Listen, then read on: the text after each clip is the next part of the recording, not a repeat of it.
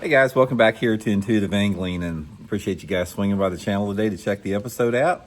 Guys, today I want to talk about several different things that are really responsible for turning bass off and just making them stop feeding, making them stop biting. They get next to impossible to catch.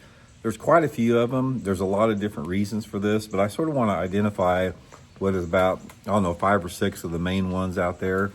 And moreover, you can file this away in your memory, but some things that you can do to actually, catch fish when these situations happen. So we're going to dig into that in today's episode here. Also, guys, real quick reminder, I want to show you one of my favorite summertime lures, and that's this Megabass sleeper gill, guys. This little bluegill looking imitating swim bait here.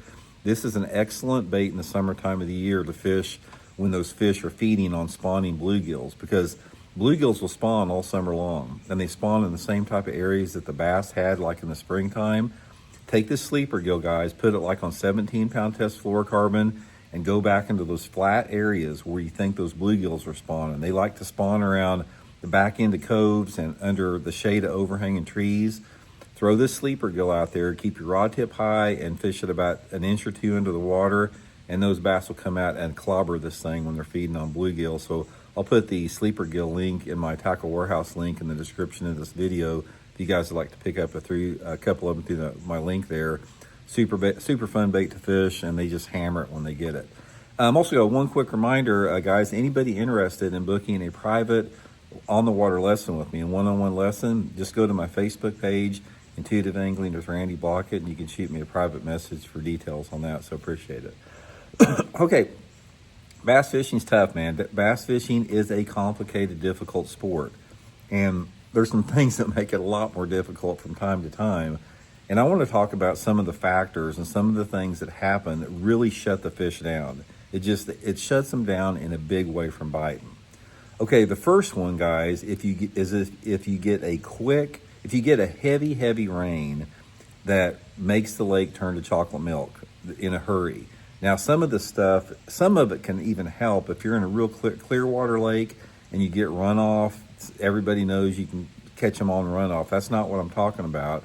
I'm talking about if you get a lot of rain that muddies up like, an entire creek arm or an entire river arm, where it gets really, really muddy to the point of where it's almost like chocolate milk. If you lose visibility where there's a lot of sediment floating around in the water, where you basically don't have hardly any clarity, or if you drop your bait down into the water and your lure disappears, you're not going to catch any fish in that situation. It's going to be next to impossible to catch them. So I've had this happen several times where I've got some of my best areas blown out.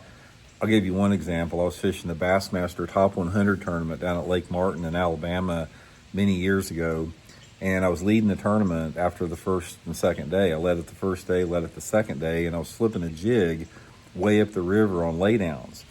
And water visibility was probably about 2 or 3 foot, pretty clean.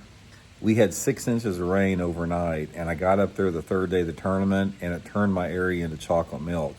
And I never got a bite on it. I had to bail out. That's a prime example of something I'm talking about that's going to turn those fish off. Now, you can make a move. If you get a situation like that, guys, make a move to a little bit better water clarity, and you'll probably do a lot better, but don't stay in those type of areas. Another thing that can turn the fish off, and this has a big impact on it, is noise decibel levels. And you've heard me talking about this before. Increased noise decibel levels act as a major turnoff for fish. Now, this can come in a lot of different forms. It can come in, fishing pressure from a lot of tournament boats, where you got your electronic, pings going in the lake everywhere, and you got, trolling motor noises, and you got your outboard noises and people flopping their trolling motor down. Bass are not stupid. They can pick up on that. And then when you have a combination of other noise decibel levels, like from jet skis and pontoon boats and those big wave-making bastards that run around there, those wake boats, increase in noise decibel level will turn the fish off. Now, it doesn't turn them off as much as like when it turns into a mud pit. You can still catch some fish, but you have to adjust your techniques. If you fish in an area that the fish are turned off by heavy fishing pressure or lots of noise, the best thing that you can do is fish slow baits on the bottom. the fish are not going to want to chase during that situation. So slow down with something that you can work slow on the bottom where those fish don't have to leave their ambush points. Another thing is a real common one that, fish turn off, and that is after a bad cold front. Now, a bad cold front can have differing effects based upon the time of the year.